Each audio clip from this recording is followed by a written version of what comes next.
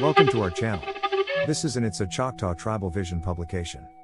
We promote the development of American Indian literature and bringing clarity to ancient wisdom in the attempt to bring forth a resolution to modern-day problems. Aboriginal American Indian spirituality has been lost for ages. Our philosophy of life could be considered unusual knowledge as it presents a unique perspective that is worth considering. The Aboriginal American Indian spirituality is unique but not secluded, as it was once a worldwide spiritual philosophy. If our philosophy was not unique and didn't add value to one's perspective, it would not be worth sharing. But we think you will enjoy the Aboriginal American Indian philosophy of love and relationships. We would like to share our philosophy of love and relationships because we feel that these are important subjects in life that humans are struggling with in our course of trying to create perfect relationships with the ones we love. We hope you enjoy. What does this four-letter word called love really mean? Do humanity truly understand the meaning of love? And if we did understand the true meaning of love, do you think that our relationships would be suffering in the way our relationships are suffering today? If we ask the average person what does the word love mean, the most common response we get is a person listing the attributes in which the feeling of love excites. From this simple experiment, we should come to understand that most of us have not taken the time to define the word love. But for some reason, we think that we know the best way to love ourselves and others.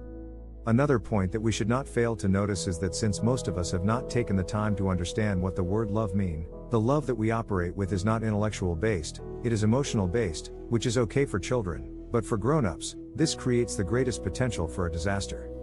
The modern definition of love is an intense feeling of a deep affection, a fondness, a tenderness, a desire, an attachment or an endearment that excites compassion, adoration, lust, and even idolization to the point of worship.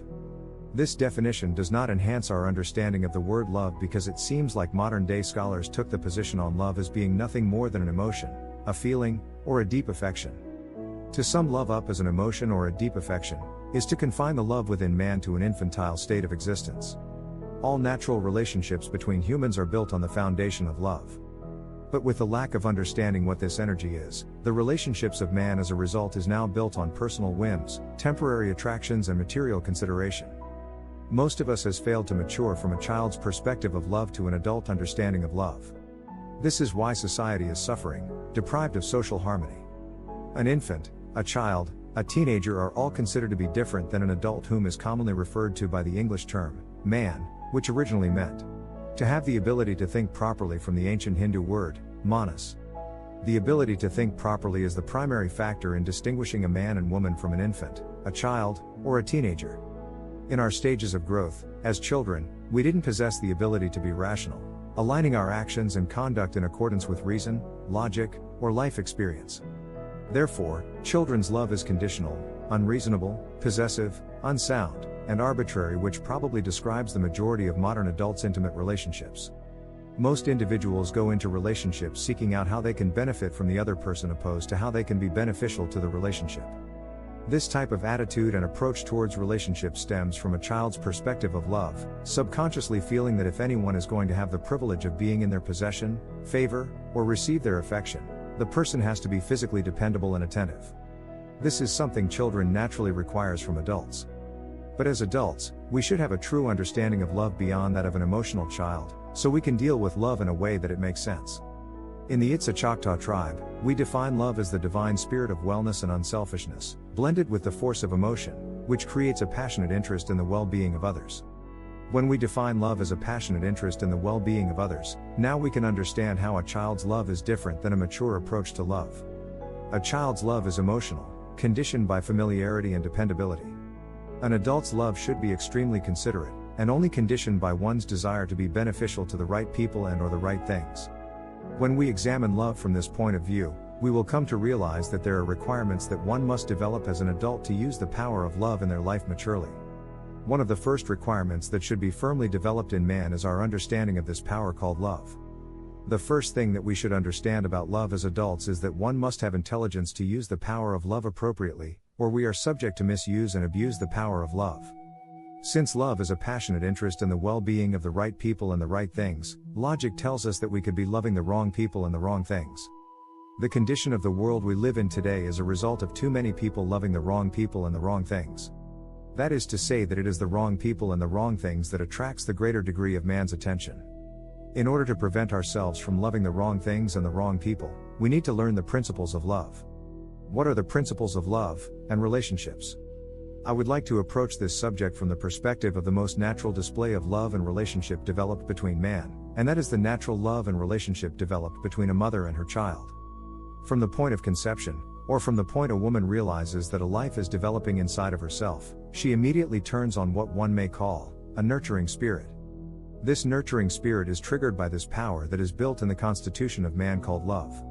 This love that naturally triggers the nurturing spirit of the mother is not without legitimate reason.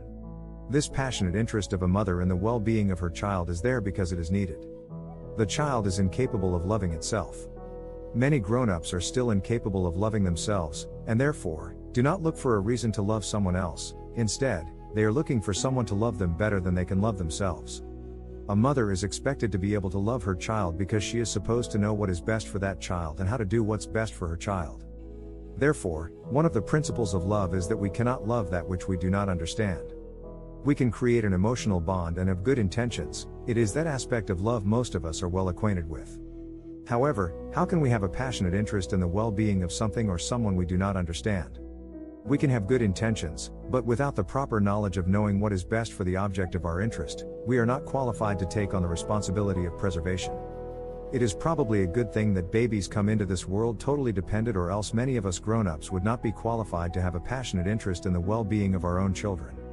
Since love by definition is a passionate interest in the well-being of others, then love is the power of preservation. To preserve means to put in the effort to maintain the integrity of something or someone in spite of the difficulties, opposition, or discouragement. This preservation aspect of love, when not applied intelligently towards the appropriate things and people, is subject to dull the pleasure, excitement, and enthusiasm of trying to love anything or anyone.